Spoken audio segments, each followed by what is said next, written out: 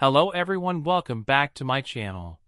The room was already tense before the cameras even started rolling, but no one expected that today would become the moment Ted Cruz wished he had never stepped into Congress. It began like any other heated hearing, politicians trading rehearsed lines, staffers shuffling papers, reporters pretending they weren't already writing their headlines. But everything shifted the second Congresswoman Jasmine Crockett leaned into her microphone, narrowed her eyes, and said the sentence that froze Ted Cruz in place. "Senator, are you sure you want to go down this road with me today?"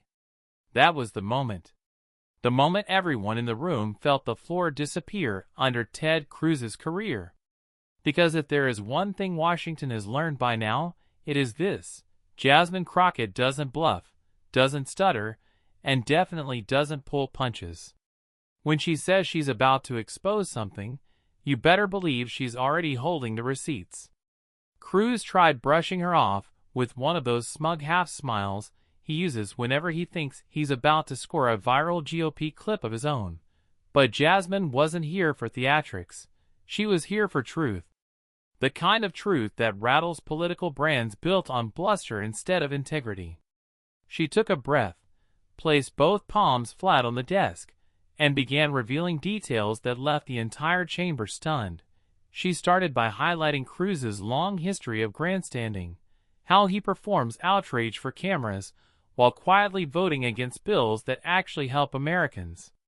She reminded everyone how he railed against government spending yet begged for federal aid when his own state fell apart during the winter storm. And then she hit him with a line that sent reporters scrambling for their phones.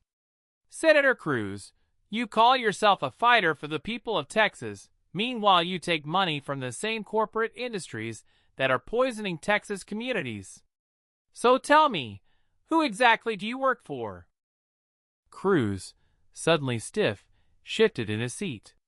His eyebrows lifted. His smirk fell. The cameras zoomed in. He could feel that this wasn't political banter anymore. This was an indictment, delivered live, unfiltered, and ready to be replayed millions of times across social media.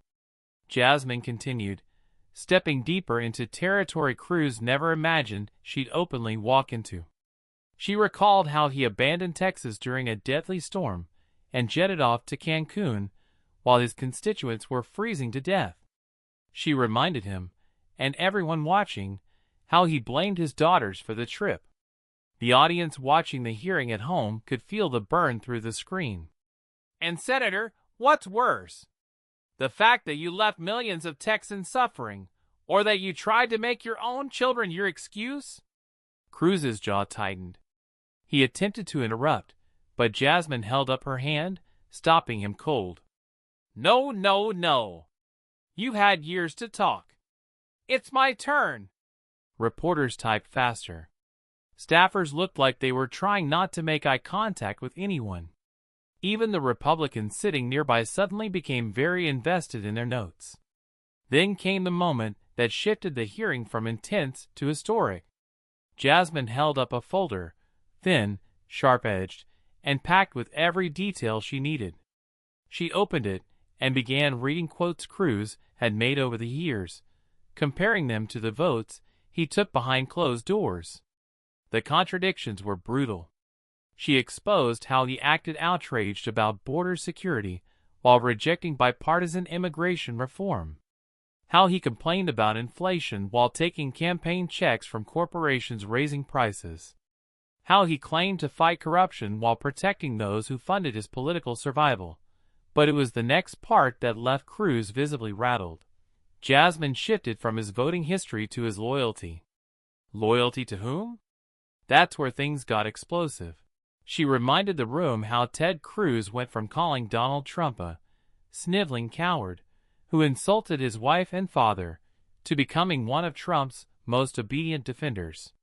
She read Cruz's own words, line by line, contrasting them with his silence after Trump attacked American institutions, election officials, and democracy itself. "Senator Cruz," Jasmine said sharply, "you said you stood for integrity. But integrity doesn't change depending on who is in the White House. Integrity doesn't bend because you're scared of losing political relevance. Integrity doesn't disappear just because it's easier to join a mob than stand against one. The room was dead silent. Cruz's face turned red. His fingers tapped the desk faster than his brain could form a comeback. For the first time in a long time, he didn't have a rehearsed answer ready. Jasmine wasn't done. She leaned forward again and hit him with a final blow, January 6th. She reminded the chamber how Cruz attempted to block the certification of the election even after the Capitol had been attacked. She exposed how he used conspiracy theories to fuel the outrage that put lawmakers' lives in danger. And then she delivered the sentence that instantly became the soundbite of the day. You helped give legitimacy to a lie that nearly destroyed this country, and now you sit here pretending to represent truth? Senator Cruz, your career is built on political theater, and today the curtain finally dropped. That was it. The moment Ted Cruz looked like a man who had just watched the walls close in. He tried to fire back, but his voice cracked, and instead of strength, all he managed to show was embarrassment. The contrast between the two couldn't have been starker. Jasmine controlled the room with clarity and confidence, while Cruz looked like he was scrambling to keep his career from crumbling on live television. The cameras captured every second of it. Jasmine continued dismantling Cruz's arguments one by one. Anytime he attempted to interrupt, she shut him down with facts so airtight he couldn't twist them. She wasn't ranting. She wasn't yelling. She was surgically pulling apart years of political hypocrisy with precision. Cruz had walked into that hearing thinking he would dominate. Instead, he walked out looking like he'd been exposed from every angle. But the most devastating part? It wasn't even the confrontation itself. It was the reaction afterward. Clips of the exchange went viral instantly. Social media exploded. Commentators across networks, yes, even conservative ones, started calling it one of Ted Cruz's worst public moments. Analysts said it was the kind of exchange that stays attached to a politician forever. Younger voters praised Jasmine for saying what they'd been feeling for years. Older voters said it was the most overdue moment they'd seen in Congress. The hashtag started trending. Hundreds of thousands of posts. Millions of views. And within hours, experts were already discussing whether Cruz's ability to hold onto his Senate seat had just taken a fatal hit. His opponents raised money faster than ever. Activists used the video as proof of everything they'd been arguing about for years. Even Republicans quietly admitted, off-camera, that Cruz had been humiliated. Meanwhile, Jasmine Crockett didn't brag, didn't gloat, didn't even tweet a victory message. She went right back to work. And that's what made the moment even more powerful. It wasn't about scoring points. It was about exposing the truth. Real truth. The kind Cruz couldn't spin his way out of. As the dust settled, one thing became crystal clear. Jasmine Crockett had just reshaped the political landscape. She didn't just call out Ted Cruz.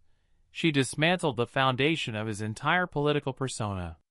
And commentators said they couldn't remember the last time a sitting senator looked so unprepared, so vulnerable, and so completely outmatched in a public hearing. They said this might be the moment voters look back on years from now as the turning point, the day Ted Cruz's career began its downward spiral. And the public agreed. Polls shifted. Opinion pieces flooded in. Memes spread faster than wildfire.